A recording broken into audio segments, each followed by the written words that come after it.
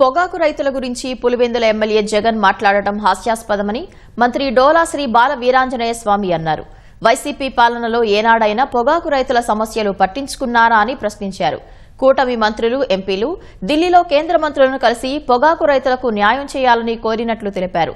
సానుకూలంగా స్పందించిన కేంద్రం ఆర్డర్లు లేకపోయినా రైతుల నుంచి పొగాకు మొత్తం కొనాలని ఆదేశించినట్లు వెల్లడించారు. పొగాకు గిట్టుబాటు ధర కల్పించి రైతులకు అండగా నిలుస్తామని డోలా స్పష్టం చేశారు.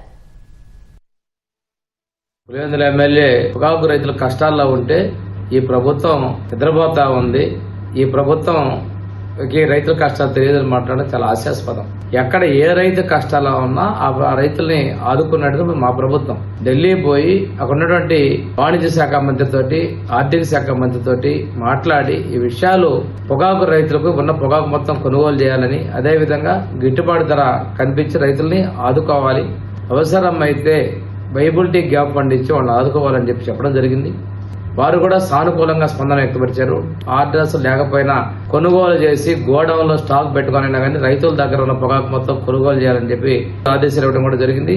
త్వరలోనే రైతులకి మంచి స్థితి కలిగించేదానికి కేంద్ర రాష్ట్ర ప్రభుత్వాలు కృషి చేస్తా ఉన్నాయి. ఇలాంటి లేనిపోయిన ఆరోపణలు చేస్తూ ప్రజల్ని రెచ్చగొట్టే విధంగా చేయొద్దు. అందులో రైతులతోటి చలగాట మాడద్దు, రైతులతో ఇలాంటి పనులు చేయొద్దని చెప్పేసి మాజీ ముఖ్యమంత్రికి విజ్ఞప్తి చేస్తా ఉన్నాను.